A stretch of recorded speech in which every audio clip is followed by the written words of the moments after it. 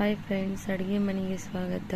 ನಾನಿವತ್ತು 1 ರಿಂದ 3 ವರ್ಷ ನಮ್ಮ ಮಕ್ಕಳಿಗೆ ಉಪ್ಪಿಟ್ಟು ಹೇಗೆ ಮಾಡೋದಂತ ಹೇಳ್ಕೊಡ್ತಾ ಇದ್ದೀನಿ. ಉಪ್ಪಿಟ್ಟನೇ ನಾರ್ಮಲಾಗಿ ಎಲ್ಲರಿಗೂ ಮಾಡೋಕ್ಕೆ ಬರುತ್ತೆ.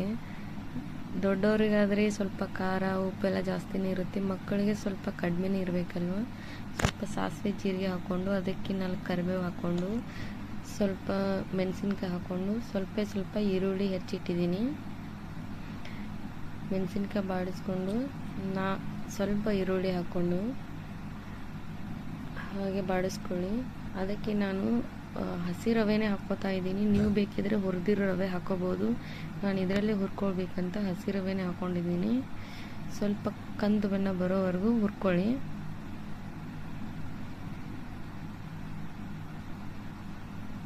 ಹೀಗೆ ಸ್ವಲ್ಪ ಕಲರ್ ಚೇಂಜ್ ಆಗಬೇಕು ರವೆದು, ಅಂದರೆ ಇಲ್ಲಾಂದರೆ ಜಿಗಿ ಆಗುತ್ತೆ ಉಪ್ಪಿಟ್ಟು. ಈ ಥರ ಸ್ವಲ್ಪ ಕಲರ್ ಚೇಂಜ್ ಆಗಬೇಕು.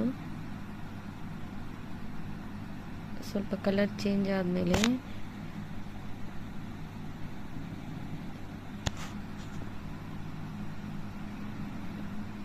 ನಾನು 1 ಲೋಟ ನೀರು ಹಾಕ್ಕೊತಾ ಇದ್ದೀನಿ. ನೀವು ಮಕ್ಕಳಿಗೆ ನೀವು ಗಟ್ಟಿ ತಿಂತಿದ್ರೆ ಗಟ್ಟಿ ಮಾಡ್ಬೋದು, ಸ್ವಲ್ಪ ಲಿಕ್ವಿಡ್ ಬೇಕಾದರೆ ಇನ್ನೊಂದು ಸ್ವಲ್ಪ ನೀರು ಜಾಸ್ತಿ ಹಾಕ್ಕೋಬೋದು. ನನ್ನ ಮಗನಿಗೆ ಸ್ವಲ್ಪ ಲಿಕ್ವಿಡ್ ಬೇಕಂತ ನಾನು ಸ್ವಲ್ಪ ನೀರು ಜಾಸ್ತಿನೇ ಹಾಕ್ಕೋತಾ ಇದ್ದೀನಿ.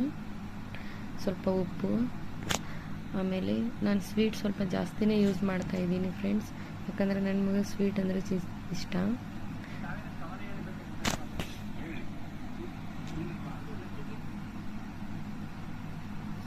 ಈಗ ಸ್ವಲ್ಪ ಕುದಿಯೋಕೆ ಬಿಡಬೇಕು. ಉಪ್ಪು ಸಕ್ಕರೆ ಎಲ್ಲ ಮಿಕ್ಸ್ ಆಗೋವರೆಗೂ ಒಂದು ಸ್ವಲ್ಪ ಕೈ ಆಡಿಸಿ ಆಮೇಲೆ ಕುದಿಯೋಕೆ ಬಿಡಬೇಕು.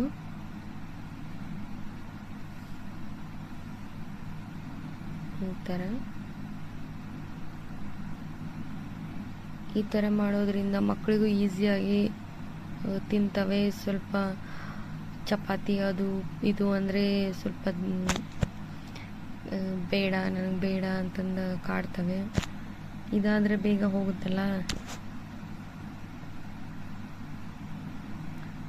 ಆಮೇಲೆ ಇದಕ್ಕೆ ನೀವು ಈರುಳ್ಳಿ ಬಿಟ್ಟು ಬೆಳ್ಳುಳ್ಳಿನೂ ಆ್ಯಡ್ ಮಾಡ್ಕೋಬೋದು. ಬೆಳ್ಳುಳ್ಳಿ ಹಾಕಿದರೆ ಕೆಮ್ಮು ನೆಗಡಿ ಇದ್ದಾಗ ಬೆಳ್ಳುಳ್ಳಿ ಯೂಸ್ ಮಾಡಿದರೆ ತುಂಬ ಒಳ್ಳೆಯದು ಫ್ರೆಂಡ್ಸ್. ಬೇಗ ಕೆಮ್ಮು ಕಡಿಮೆ ಆಗುತ್ತೆ. ನಾನು ಅವಾಗೆಲ್ಲ ಬೆಳ್ಳುಳ್ಳಿನೇ ಯೂಸ್ ಮಾಡ್ತೀನಿ ಯೂಸ್ವಲಿ. ಮೇಲೆ ಸ್ವಲ್ಪ ಕೊತ್ತಂಬರಿ ಸೊಪ್ಪು ಹಾಕ್ಕೊಳ್ಳಿ. ಕುದಿಯುವಾಗ ಹಾಕ್ಕೊಂಡ್ರೆ ಸ್ವಲ್ಪ ಫ್ಲೇವರ್ ಚೆನ್ನಾಗಿ ಬರುತ್ತೆ ಕೊತ್ತಂಬರಿದು.